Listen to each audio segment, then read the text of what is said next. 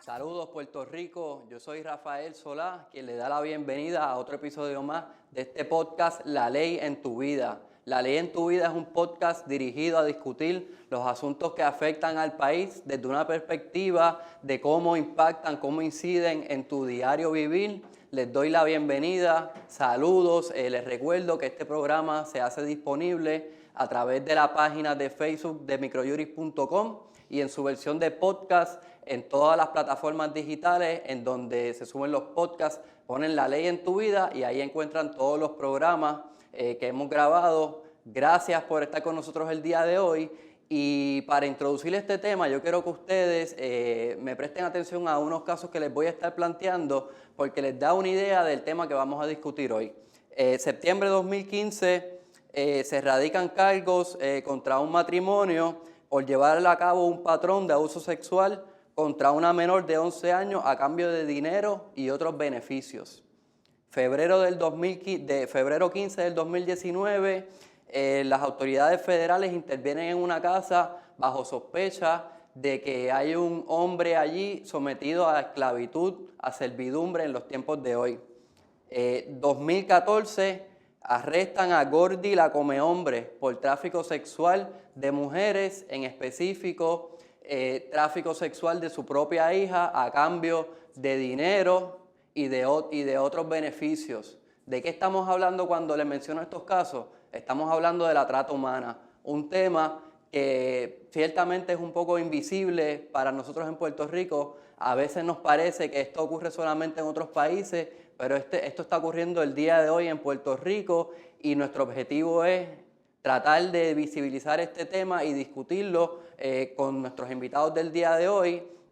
Aquí a mi lado tengo a la estudiante Ana Gabriela, compañera de Microjuris, embajadora estudiantil. Saludos, Ana Gabriela. Hola a todo el mundo. Y a mi otro lado tengo al doctor César Rey, catedrático de la Universidad de Puerto Rico y experto en estos temas. Doctor, muchas gracias por estar con nosotros. Un privilegio estar con ustedes y estar en Microjuris, en este diálogo siempre constructivo y educativo.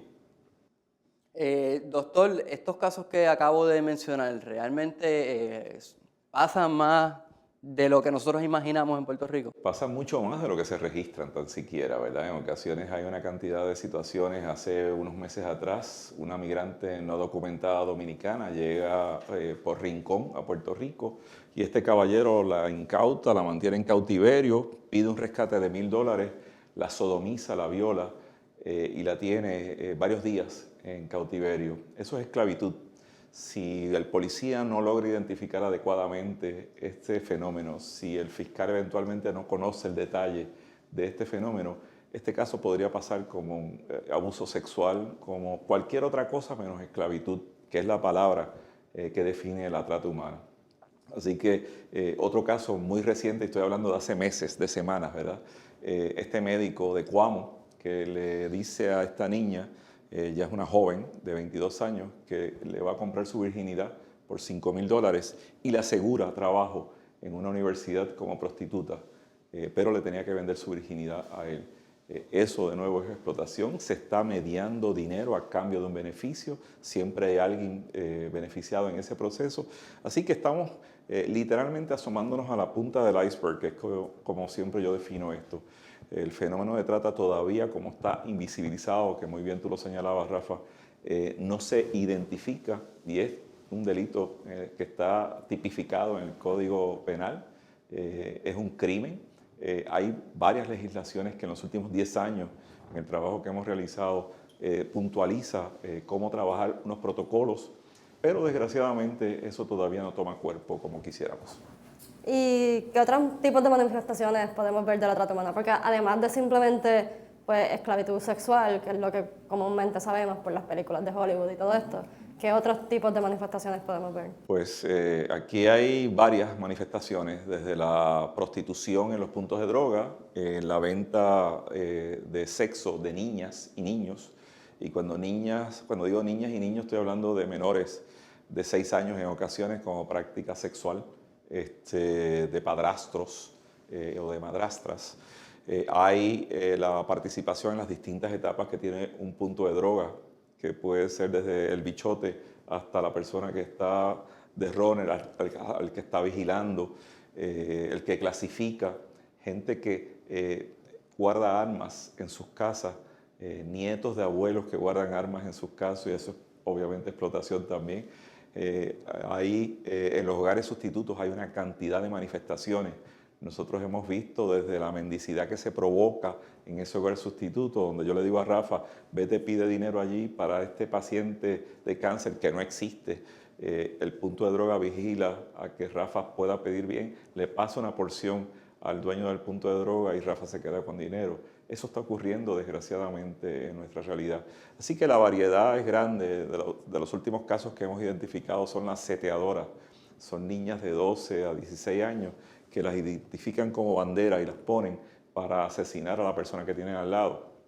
Así que son gente conocida que ellos provocan que seduzcan a alguien que está en el negocio, y como tiene una deuda, a la niña no le pasa nada, pero a la persona que tienen al lado es el target, es la tarjeta. Así que, de nuevo, podríamos estar hablando de matrimonios forzados también.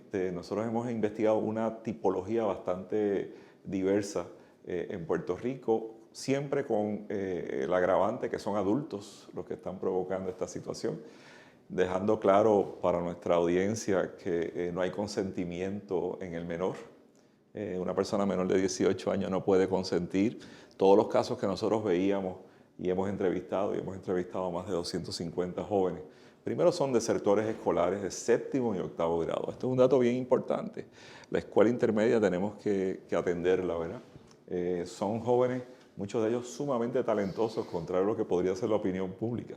Son gente que manejan las finanzas del punto, pero salían mal en matemática. Entonces, ¿cómo uno explica eso, verdad? Sí, no hay una correlación. Exactamente. De nuevo, la variedad, la complejidad, pues tiene múltiples caras. Desgraciadamente es así. Hay turismo sexual. Pasando en Puerto Rico ahora mismo. Sí, o sea, esto no es Tailandia, ni es en el Medio Oriente, ni es en el Pacífico remoto, es aquí en Puerto Rico. Mientras estamos hablando aquí hoy, todo lo que yo estoy describiendo ocurre. De todas las manifestaciones de trata en el mundo, la única que nosotros no hemos identificado es la venta de órganos. Tenemos información de que podría estar ocurriendo, pero a mí no me consta y responsablemente no puedo señalarlo aquí. Pero todo lo demás ocurre en Puerto Rico. Todo lo demás que sabemos como tipología del Tratado de Palermo, que es el protocolo universal. Pero sabe Dios cuántas otras manifestaciones hay aquí que no sabemos. Y lamentablemente no tenemos tampoco data, forma de cuantificarlo, porque la gente pues o no entiende que eso es trata humana y lo sobreentienden sobre como otra cosa completamente distinta, o simplemente no se atreven a ir a hablar como que esto les está pasando a ellos. Nosotros lograr esa información fue muy difícil, lo tuvimos que hacer a través de organizaciones no gubernamentales, ganándonos la confianza de esos jóvenes y en que ellos entendieran que nosotros no éramos personas que íbamos a delatarlos, ¿verdad? Porque el investigador está para rescatar una información, pero no para provocar arrestos. O sea, para beneficio de las personas que están conectadas, cuando hablamos de trata humana, ¿a qué nos estamos refiriendo realmente? Porque por lo que veo, se puede confundir tal vez con otro tipo de delitos, con otro tipo de conducta. Cuando hablamos de trata humana, ¿qué es lo que pasa cuando hay trata humana? Lo más sencillo es la definición, que es explotación, y que hay siempre un tercero beneficiado. En otras palabras, yo puedo seducirte, puedo coaccionarte, puedo obligarte a un ejercicio de presión y poder. Yo le digo a un menor, cuídame, yo te voy a dar esta pistola, tú me cuidas el punto, que yo voy a estar haciendo otro tipo de cosas. Y el menor dice, puede tener 16, 17 años, 14 años, o un menor de 9 años que yo conocí que era gatillero. Por $200 ellos hacen eso y hacen mucho más. ¿Y cuál es la relación ahí? Pues hay una relación de poder, el joven verse con una pistola, tener $200 a cambio y lo está explotando.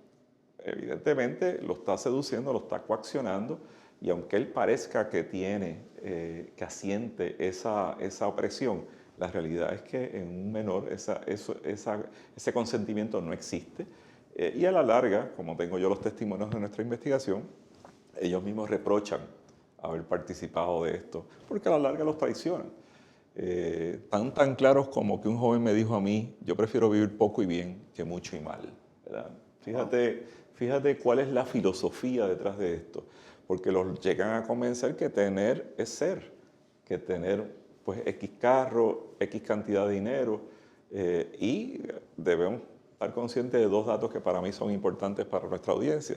Uno es que el 62% de los menores de este país viven bajo los niveles de pobreza. Ese nivel es 3 veces más alto que el de Mississippi, que es el estado más pobre de los Estados Unidos. Yo creo que ese dato es bien importante.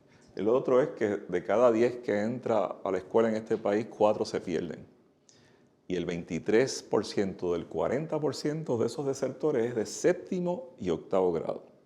De hecho, el 100% de nuestros entrevistados fueron de 7º y 8º grado. Así que algo hay. Y yo sé que estas cifras son controversiales porque el propio Departamento de Educación no acepta que haya tanta deserción, ¿verdad? Entonces ahí empieza a desdibujarse el retrato del país. El otro dato es que el 30% de la economía de este país es informal. No se registra en ningún sitio. Y de ese 30%, el 60% es ilegal. Eso es venta de armas, venta de drogas, venta de gente, prostitución, la cantidad de actividades clandestinas que ocurre y que obviamente no se reporta en el Estado. Nadie que tiene un punto de droga va a decir, oye, yo tengo un punto de droga y tengo 7 empleados, ¿sabes? Me trabajan de 8 a 6. Así que otro dato que para nuestra audiencia creo que puede ser importante, el presupuesto del Departamento de Educación es el presupuesto que genera los puntos de droga. Estamos hablando de 3.000 millones de dólares. Sí, bueno, esa es la paradoja más grande, ¿verdad? Tenemos 3.000 millones de dólares que supuestamente se ponen para la inversión del país educativamente hablando, y es lo que genera los puntos de droga. Yo creo que este retrato social que usted nos acaba de presentar simboliza realmente a lo que como política pública debemos de estar pendientes como país, es a estos datos sociales que no necesariamente la gente los comprende, los domina totalmente, pero que los ven día a día en su diario vivir. Y creo que en la medida en que la crisis fiscal y los recortes presupuestarios, pues lo que hacen es echarle un poquito de más gasolina a este fuego y propiciar el que la gente incurra o sea víctima de estas prácticas. ¿Cómo usted ve esto? Bueno, en 20 años aquí se han perdido el 50% de las escuelas públicas del país. Este es un dato bien interesante. Yo sé que ha habido emigración, yo sé que hay problemas económicos, yo sé que hay un problema sociodemográfico. No, hoy se muere más gente que la que nace. Así que uno podría dar una explicación. La pregunta obligada detrás de todo esto es, ¿dónde están esa gente que iba a esas escuelas? Porque no se fueron no se creó un desierto en las escuelas de la noche a la mañana. Sí, ¿Qué planificación hay? Exacto, ¿qué planificación hay detrás de todo esto? A mí me parece que ahí hay un reto grande. Me parece que el otro dato que me parece que es significativo es que el 39% de la población solamente trabaja en este país. Eso quiere decir que más del 50% recibe algún tipo de subsidio. La realidad es que ese subsidio no necesariamente le da para vivir. Sí, que tienen que buscar otras formas de sustentarse. Exacto. Ahora, este es el país que tiene más ventas de Porsche en las Américas, por milla cuadrada. Dato bien interesante. Algunas de las tiendas multinacionales en este país hacen lo que no hacen en Estados Unidos. Así que esto es como una contradicción. Sí, porque por un lado hay poca productividad, supuestamente no hay mucha gente trabajando, pero hay mucho dinero en la calle. ¿Cómo se justifica ese dinero, verdad? Y la única explicación es reclutando gente joven que se le paga poco, que los explotamos y que hacen cualquier tipo de cosa. Y esa es una realidad terrible. De hecho, hay más puntos de droga que escuelas hoy en el país. Yo acabo de ver al coronel Caldero y el coronel Caldero me acaba de certificar a mí en una actualización de mis datos, que en efecto aquí como mucho hay, o sea, como poco hay 1.800 puntos de droga. ¿Y sabéis cuántas escuelas? 856 escuelas. Entonces, ¿qué sociedad tenemos, verdad? Yo creo que nuestra audiencia y nosotros todos como ciudadanos deberíamos preguntarnos qué pasa con ese proceso y a dónde vamos, ¿verdad? En esa realidad. Sí, vivimos ciegos a esta realidad y vamos por la vida pues pensando que no, eso no pasa aquí, eso es solamente cosas de las películas, o son cosas de ese Hollywood, o eso es solamente en Tailandia o países que generalmente consideramos tercermundistas. Sí, sí. Quería volver al tema de las manifestaciones, porque me parece que es muy importante para que el público sepa qué tipo de cosas. Entonces, bajo esa misma línea, las trabajadoras domésticas, inmigrantes.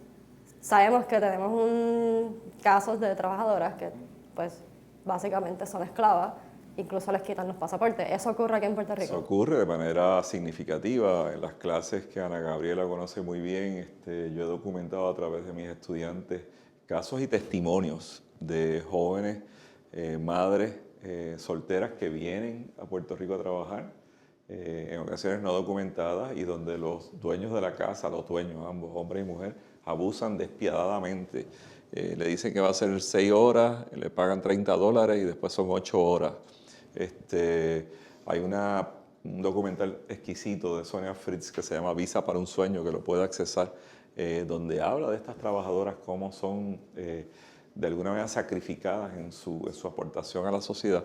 Eso es lo que conocemos, testimonios privados de... Pero ha conocido testimonios donde le retienen incluso el pasaporte a las trabajadoras y las someten a abusos también. Y las someten a abusos sexuales. O el caballero de la casa piensa que tiene otra propiedad más, no solamente la señora que le hace la limpieza. Claro, por el hecho de ser no documentado, ¿verdad? A mí me parece que lo hace más vulnerable. Muchas veces estas mujeres están sometidas a esos caprichos de familias en este país, familias pudientes, pero esto ocurre en las Naciones Unidas también. O sea, a nivel internacional este fenómeno es bastante común. Se traen filipinas, tailandesas a las Naciones Unidas por embajadas suecas o noruegos o propiamente diplomáticos de cualquier país, pero que tienen poder adquisitivo. Y a los sometimientos que se tiene esa población en ocasiones son despiadados. Aquí es mucho más disfrazado. Tú tienes un jardinero que te es chofer de carro también y te limpia la casa y hace 3 cosas cuando tú nunca le dijiste que el contrato era para eso. Entonces es una manera de explotar también, que es lo que está diciendo Ana Gabriela. Así que, de nuevo, hay que asomarse más a esa pirámide. Nosotros tenemos una manifestación bastante amplia de lo que ya hemos descubierto, pero sabemos que todavía hay muchas cosas más. Y claro, hay una renuencia en la sociedad puertorriqueña, primero porque nos creemos un país rico. No nos sabemos y reconocemos como un país pobre. Entonces la gente tiende a pensar que esto en los países ricos no ocurre, que hay que irse a República Dominicana en la frontera con Haití para encontrar estos fenómenos. Es el prejuicio xenofóbico de nosotros y racista también, cuando la realidad es que aquí, pues, desgraciadamente hay una sobrevivencia. Y esto data de siempre, ¿eh? Nosotros hemos ido hasta 1963 y hemos encontrado en nuestros estudios una mujer que ataba a sus 2 hijas a las camas para que fueran prostituidas. Las niñas tenían 5 años, el caso de Lisa, que vemos en la clase. Esto ocurre en Trastalleres, no ocurre en el barrio no sé cuánto del centro de la isla. En plena zona urbana, las prostituidas de los 5 años. Testimonio de una joven que iniciativa comunitaria me permite entrevistarla, trabajadora sexual, que me dice: yo tengo 44 años y no tengo ganas de vivir, me pego a cualquier persona que esté enferma con SIDA para acabar con una vida que no valió la pena. Pero si tú a los 5 años fuiste violada y vendida por tu madre.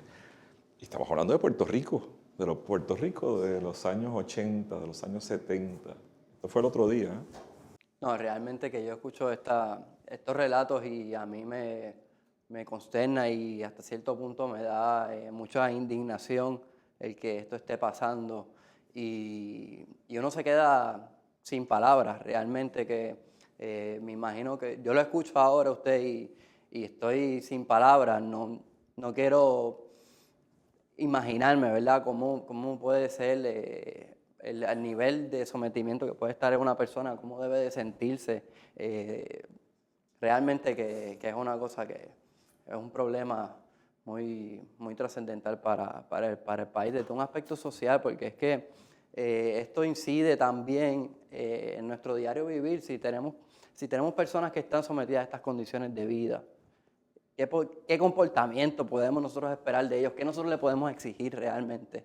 Es algo que es un círculo a veces sin salida, ¿verdad? Y en ese sentido, sabemos que los fenómenos sociales, las problemáticas sociales se mueven muy, muy rápido. En cambio, las leyes, cómo enfrentarlo, se mueven demasiado lento.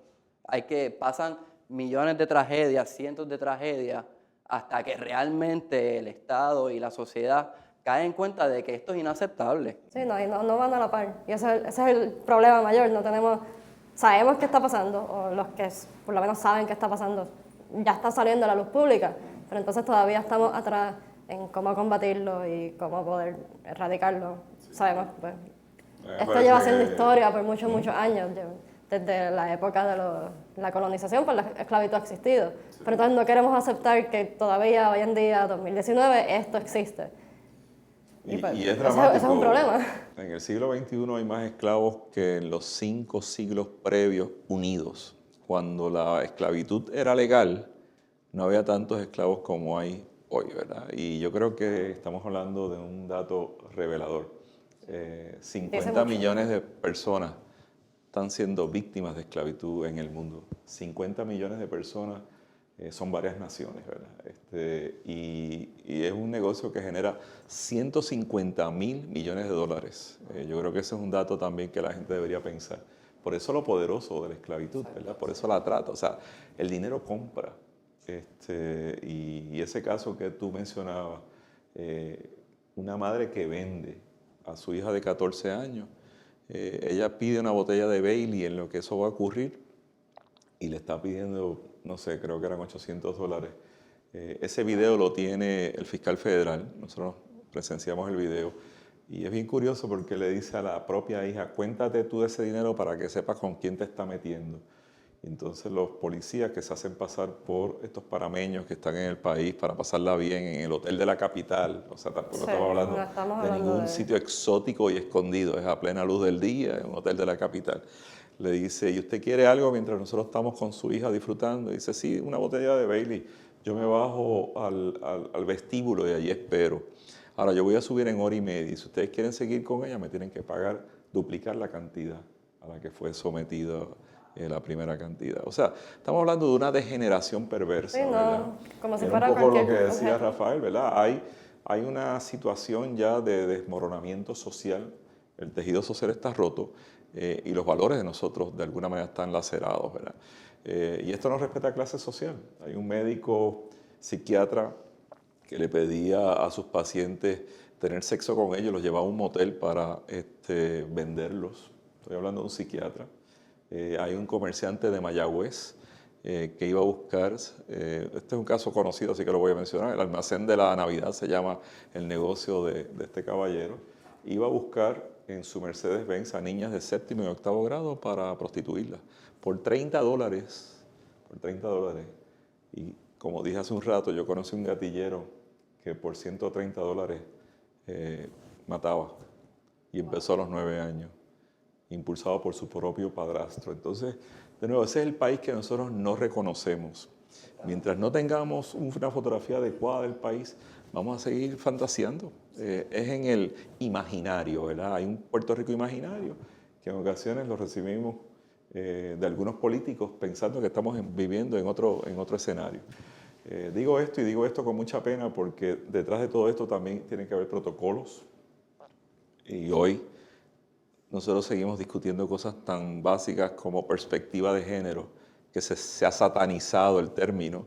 Entonces nos negamos a reconocer que tiene que haber un cambio curricular radical de equidad, de los de más justicia. pequeños. Claro. Sí, esto hay que empezar desde la base. Claro, porque el curso que yo dé en Derecho ya es en Derecho, ya eso es el posgrado. No debería ser así, Esto debería ser algo que todo el mundo lo sepa. Claro, y qué bueno que existe el interés, y yo lo celebro, pero el problema es que las escuelas tendrían que tener un curso de educación y de orientación para este tipo reconocer. de perversidad, claro. Así que, de nuevo, si no estamos discutiendo nosotros si la perspectiva de género es adecuada o no, imagínense.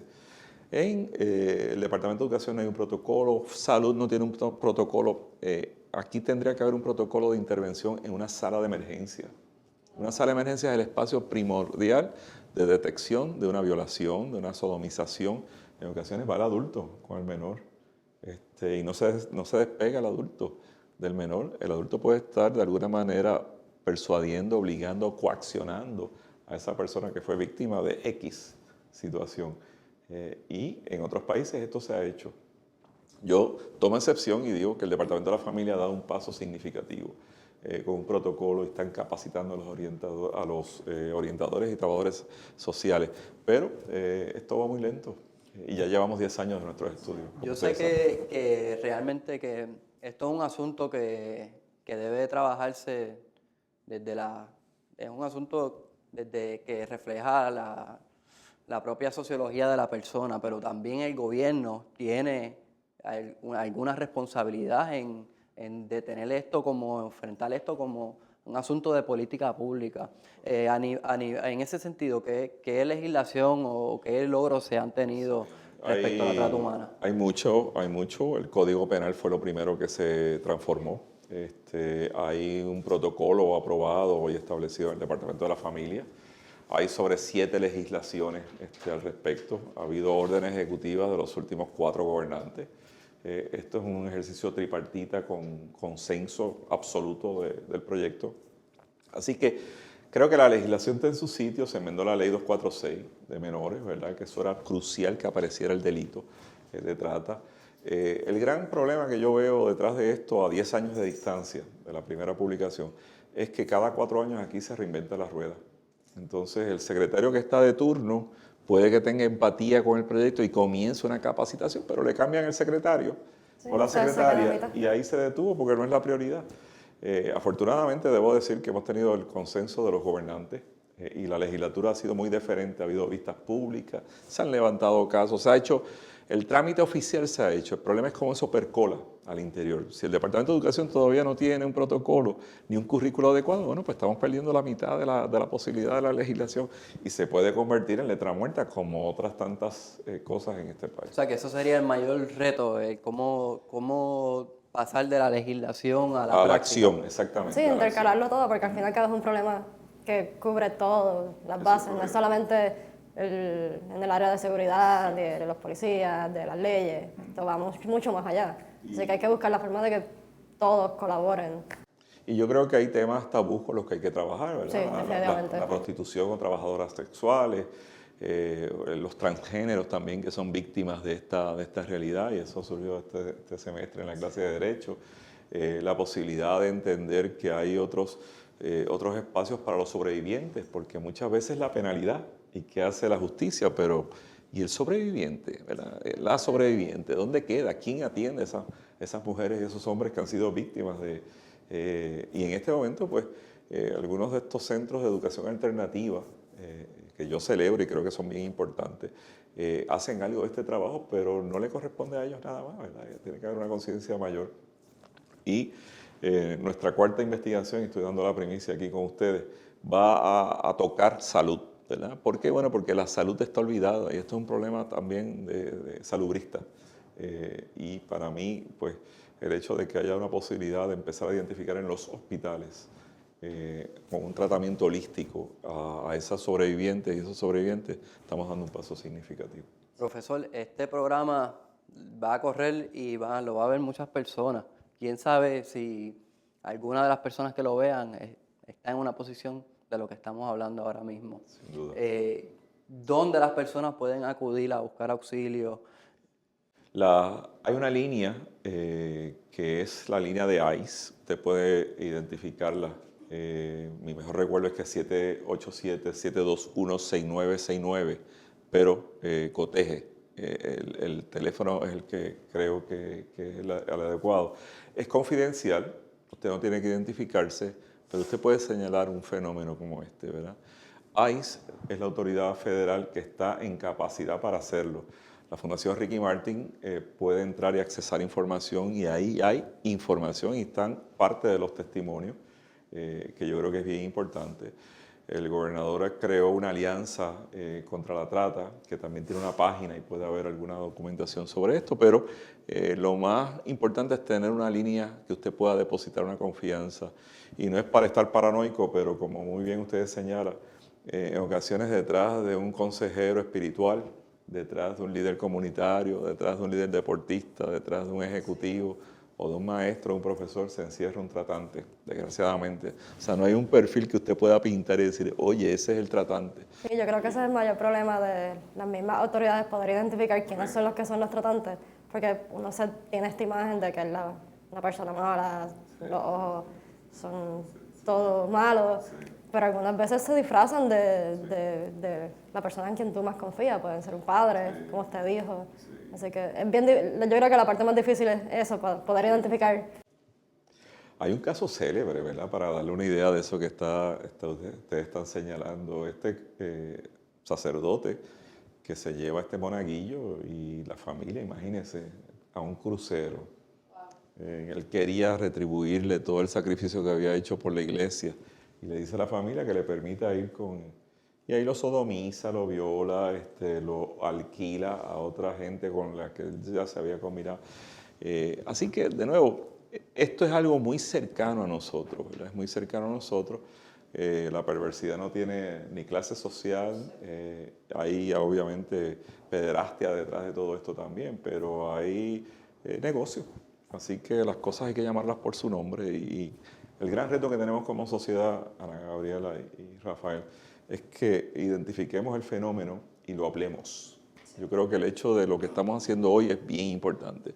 Y esto toma distintos cuerpos de camisa. Una cosa es lo que ocurre en el centro de la isla y otra cosa es lo que puede estar ocurriendo en Playita, en Santurce o en Playita en Ponce, pero pueden ser todas manifestaciones de explotación. Bueno, ya para redondear, quiero recordarle a nuestra audiencia que si les interesó este tema, en la página de la Fundación Ricky Martin están los estudios que el doctor César Rey ha hecho sobre la trata humana y realmente decirle a todos ustedes que el objetivo de este programa ha sido visibilizar lo que es la trata humana, hacerles saber de que sí existe en Puerto Rico, de que es un problema que tenemos que enfrentar como sociedad y que nos toca a todos poner nuestro granito de arena para atender este problema que tiene muchísimas ramificaciones, no conoce clases sociales, pero sus efectos los sentimos todos y todas de alguna manera. Gracias por la sintonía, los exhortamos a que compartan este video. No sabemos si usted compartiendo este video puede ayudar a salvar una vida, a cambiar una vida para bien. Así que muchas gracias por la sintonía. Recuerden que nos pueden buscar en microjuris.com en Facebook para accesar este video en todas las plataformas de podcast bajo la ley en tu vida. Gracias por la sintonía y será hasta la próxima. Muchas gracias.